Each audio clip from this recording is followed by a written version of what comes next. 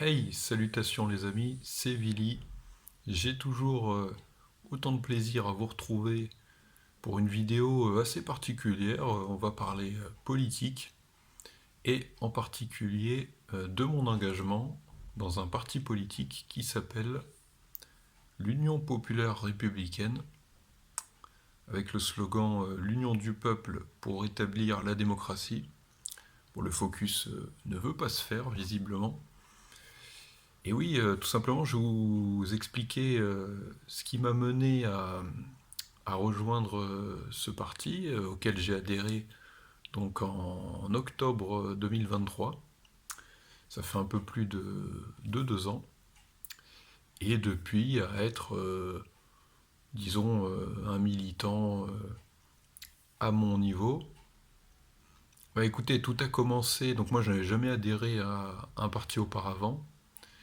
Et bah, l'élément déclencheur, ça a été d'abord de voir tout au long de l'année 2023, puisqu'avant je crois que c'était pas le cas, la chaîne UPR TV, voilà, sur laquelle le président Asselineau est amené à s'exprimer très régulièrement. Il y a aussi sa chaîne que je vous conseille aussi, chaîne personnelle François Asselineau.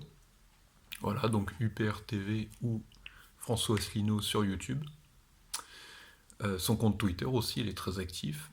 Et donc je découvrais aussi souvent des tweets.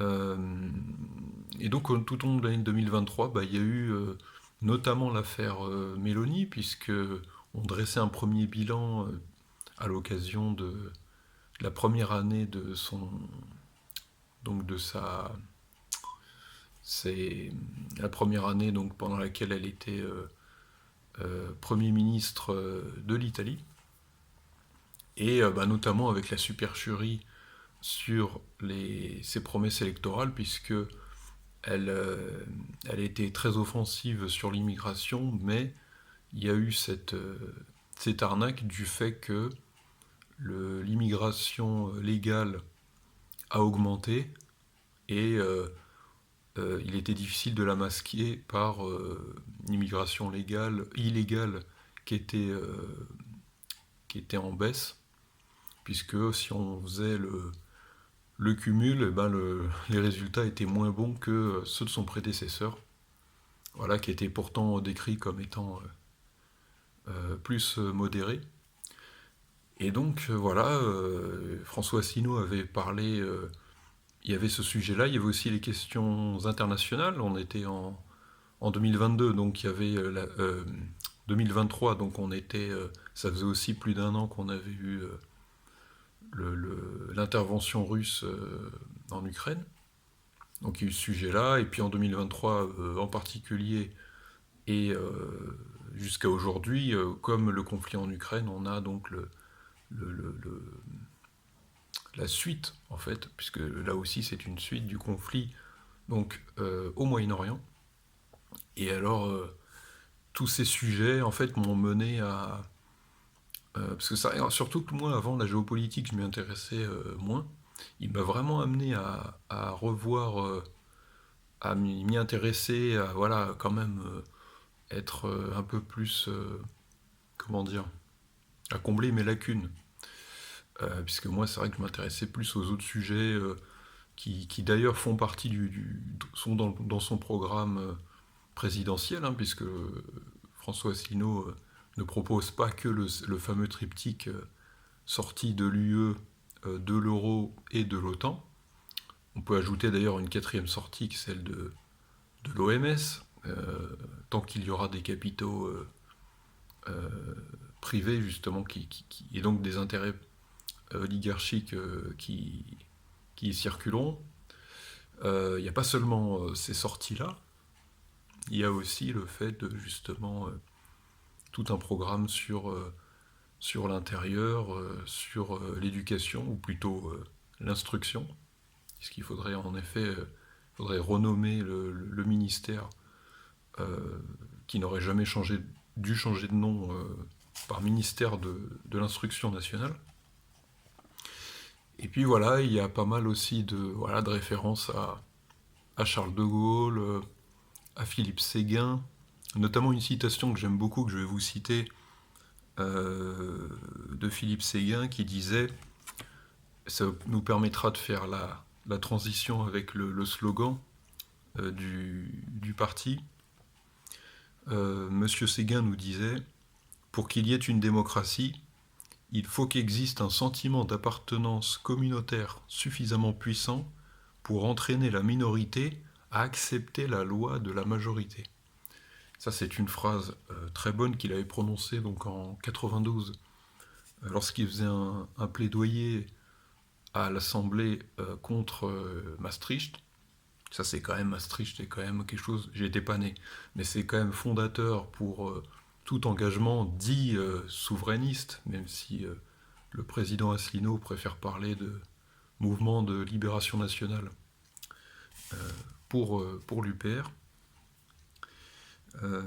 Cette magnifique phrase du regretté Séguin est quand même très forte, puisque oui, finalement, on en revient au fait que justement, le sentiment d'appartenance communautaire est nécessaire, qu'il n'y a pas de nation européenne, puisque contrairement à ce que pensent et à ce que voudraient les, les européistes qui voudraient justement une fédération, hein, les fameux États-Unis d'Europe.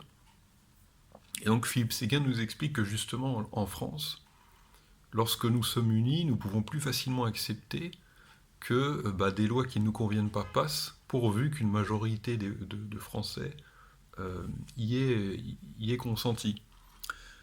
Y ont consenti plutôt, pardon. Donc voilà.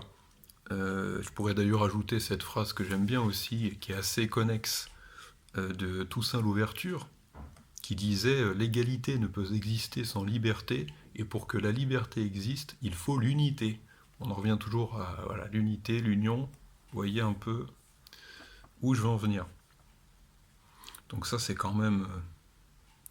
c'est assez marquant. Et donc, voilà, avec le président, il y a le président donc, François Asselineau. On retrouve évidemment ces considérations qu'il faut l'unité, il faut aller au-delà du clivage droite-gauche, ce qui ne veut pas dire qu'on est centriste du tout. On ne peut même pas forcément parler de troisième voie. En fait, c'est un parti classé en divers par le ministère de l'Intérieur, et sur le modèle, comme il le dit, du Conseil national de la résistance. Donc ça aussi, c'est quand même, là encore, référence à Charles de Gaulle. D'ailleurs, je peux vous citer aussi cette phrase que j'aime beaucoup, qui est très simple, et que d'ailleurs, je crois, Séguin avait repris à son compte, à juste titre. Pour moi, la démocratie se confond exactement avec la souveraineté nationale. Voilà, tout est très bien résumé. Donc voilà, j'ai pu vous expliquer un peu le comment du pourquoi, les tenants et les aboutissants de mon choix de m'engager pour la première fois dans un parti et dans celui-ci, précisément. Qu'est-ce que je pourrais ajouter pour conclure? Tout simplement que voilà, je vous encourage, je vous enjoins fortement à consulter le site aussi upr.fr. Oui, je voulais quand même conclure sur un sujet qui me semble aussi très important, plus précisément concernant l'Union européenne. Je voulais parler du christianisme, puisqu'on a une construction qui, à l'origine, était donc d'origine chrétienne démocrate. Bon, depuis, on a bien vu que l'Union européenne était ni démocratique ni chrétienne. Et justement, lorsque Giorgia Meloni faisait sa logorée pendant la campagne je suis italienne, je suis chrétienne, bon, qu'est-ce qu'elle a à dire sur le fait qu'on nous impose l'avortement un peu partout en Europe, contre la volonté des peuples bien souvent? Euh, voilà, le port du voile qui est encouragé, toutes sortes de choses qui sont vraiment antichrétiennes.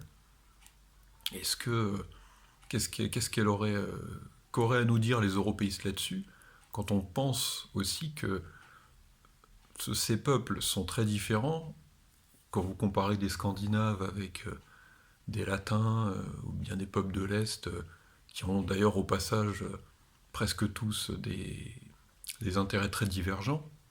C'est pas faute de l'avoir rappelé du côté justement du président Asselineau, hein. Il a eu ce grand mérite, cette grande pertinence. Eh bien, s'il y avait quand même un point commun, une trame finalement, comme dirait Hassan II, c'est quand même, voilà, c'est la religion chrétienne. Donc ça me paraît aussi important de préciser, d'insister sur ce point. Voilà les amis, je vous remercie d'avoir regardé cette vidéo, qui en appellera peut-être d'autres, hein, ou bien peut-être de vidéos sur d'autres sujets.